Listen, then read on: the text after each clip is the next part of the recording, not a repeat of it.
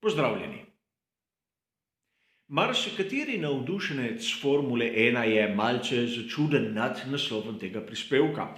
A situacija, kateri smo priča danes, me spominja na tisto, ki smo jo videli leta 1993.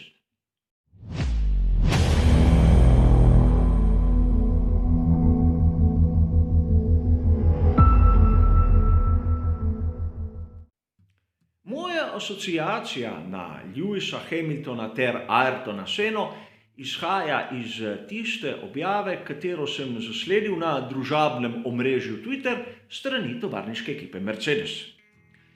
Tam so objavili malodane oglas za njihove svinčnike ter trdijo, kako lahko priročna je ta zadeva v vsakdanjem življenju. In to objavo lahko beremo pravzaprav v več smereh in tista verjetno najbolj očitna je ta, da se hočejo znebiti stare zaloge svinčnikov, zato jih ponujajo raznim navdušencem. A po drugi strani lahko namigujejo, da bi tak svinčnik lahko prišel prav Lewisu Hamiltonu pri podpisu nove pogodbe.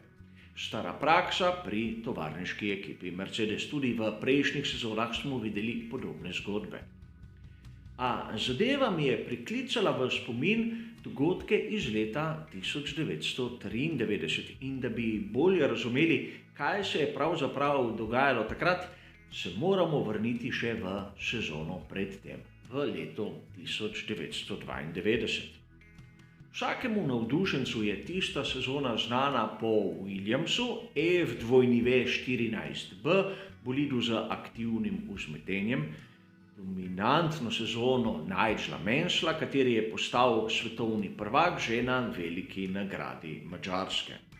Da vas spomnim, takrat je bilo na koledarju 16 dirk, velika nagrada Madžarske je bila 11. dirka. A poglejmo, kaj je takrat počel Ayrton Senna.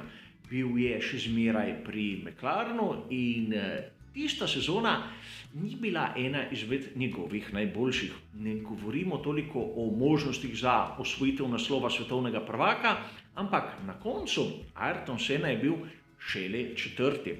Če primerjamo točke Mansella in Senne, bomo takoj razumeli, zakaj pravim, da je bila sezona slaba. Mansell je dosegel 108 točk, Senna 50. In da ne bo kakih velikih pomot, takrat je bil sistem točkovanja bistveno drugačen od tistega, ki ga poznamo danes. Točke je dobilo samo prvih 6 na dirki po ključu 10, 6, 4, 3, 2, 1. Pri McLarenu so pokazali dva različna modela bolida.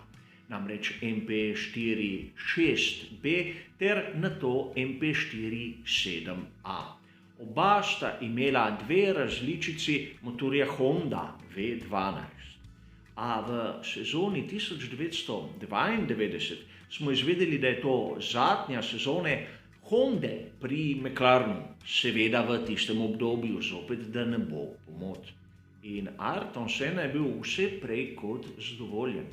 Namreč s tem, ko je McLaren izgubil podporo Honde, je bil prisiljen biti stranka na tržišču in ni dobil več tistih najboljših motorjev, kar smo videli že v naslednji sezoni.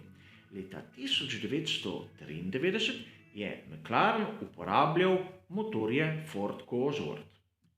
A da si kdo ne bo mislil, da so imeli tisto prvo izbiro teh motorjev. Namreč tista ekipa, katera je imela prednost, je bil takratni Benetton. Zato smo lahko videli, da na McLarenu MP4/8 so imeli tiste malce starejše izpeljanke. Začeli so z motorjem HB različice 7 in nato kasneje za Benettonom so dobili tisto 8. Ayrton Senna se je dobro zavedal dejstva, da v Formuli 1 goli talent pač ni dovolj za postati svetovni prvak. Zato si je z vsemi silami prizadeval, da bi prišel v Williams. Pravzaprav v Williamsu se je dogajala manjša revolucija. Namreč Frank Williams ni hotel ali ni mogel zagotoviti Nigelu Mansellu statusa prvega voznika za sezono 1993. Zato je Nigel Mansell zapustil kot aktualni svetovni prvak Formulo 1 ter odšel v Združene države Amerike v serijo kart, kjer je bil v svojem prvem letu izjemno uspešen. Postal je prvak tudi tam. Zato je malodane Renault vsilil Alaina Prosta, kateri je v sezoni 1992 pauziral. In Alain Prost je postavil samo en pogoj Franku Williamsu. Njegov moštveni kolega je lahko kdorkoli razen Ayrtona Senne. In seveda Ayrton Senna je bil malodane prisiljen ostati v McLarenu.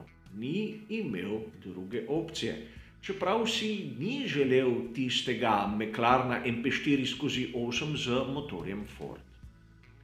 A sedaj prihajamo na temo današnjega prispevka. Namreč v sezoni 93 Ayrton Senna ni podpisal pogodbe z McLarenom, oziroma podpisal jih je 16. Dejstvo, da Ayrton Senna ni podpisal pogodbe z McLarenom, jih ni pustilo nepripravljene. Namreč iz Združenih držav je prišel Michael Andretti, sin Marija Andrettija, tudi on je bil prvak karta in pravzaprav sta Andretti ter Mansell zamenjala sedeže pri ekipi Newman-Haas. Po drugi strani je McLaren podpisal pogodbo z mladim, izjemno hitrim finskim voznikom, kateri je prihajal iz znane ekipe Lotus. Govorim o Miki Häkkinenu. Torej, sedeži pri McLarenu so bili zasedeni. A Ayrton Senna je bil Ayrton Senna in dobil je v zadnjem trenutku dogovor z Ronom Dennisom. Hotel je podpisati pogodbo za eno samo dirko in to za takrat vrtoglavih $1 milijon. Seveda na dirko, da ne bo pomote. Zavedati se moramo, da $1 milijon leta 1993 je bil bistveno več kot leta 2021 in sam se še spomnim člankov, v katerih so opisovali to vsoto kot vrtoglavo. A zgodilo se je to, da Ayrton Senna je z Ronom Dennisom podpisoval pogodbe iz dirke v dirko in to tik pred začetkom tistega warm-upa. Ukolikor kaka vejica, pika ali člen Ayrtonu ni bil všeč, je sledilo nervozno pogajanje tik do začetka aktivnosti. In mnogi pravijo, da je Ayrton pravzaprav užival v tem, da je od dirke do dirke praktično rahlo spreminjal svoje zahteve ter mnenja. A poudariti moramo nekaj. Po mojem osebnem mnenju je sezona 1993 ena izmed najboljših, katere nam je pokazal Ayrton Senna. Imel je bolid, kateri še zdaleč ni bil na nivoju konkurence. In ne govorim na nivoju Williamsa. Takratni Williams je bil daleč pred vsemi ostalimi. A Ayrton Senna je v sezoni 93 dosegel 5 zmag. Alain Prost je postal svetovni prvak, ampak šele na veliki nagradi Portugalske. In ta je bila 14. dirka od 16. Če primerjamo to z Mansellom, bomo videli velikansko razliko. In tudi v številu točk Alain Prost jih je dosegel 99, torej 9 manj od Nigela Mansella na enakem številu dirk z enakim številom točkovanja. In če sem malo predtem povedal, da leta 92 je Ayrton Senna dosegel le 50 točk, jih je sezono na to dosegel 73. V tistem sistemu točkovanja je to občutna razlika. In nikoli ne bom pozabil tiste velike nagrade Brazilije. Takrat je bila Brazilija še na začetku koledarja svetovnega prvenstva Formule 1. In tista zmaga je bila, po mojem osebnem mnenju, ena izmed tistih najlepših, ki nam jih je podaril Ayrton Senna.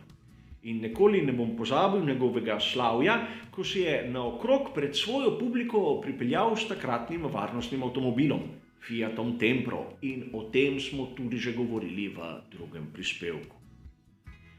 Hotel bi poudariti, da tako kot Lewis Hamilton zavlačuje malce s podpisom, tudi Ayrton Senna se ni kar tako vdal v pogajanjih, kljub temu, da je imel na razpolago bistveno drugačno izhodišče kot Lewis Hamilton. In dejstvo je, da kljub vsemu nam je podaril eno izmed svojih najboljših sezon. A dejstvo je, da gre za podobno situacijo še zdaleč ne enako. Vseeno ne bojdimo preveč neučakani. Ali se bo obrnilo tako ali drugače, mislim, da imamo vse predpostavke za kar lepo sezono 2021. Hvala za vašo pozornost in seveda nasvidenje.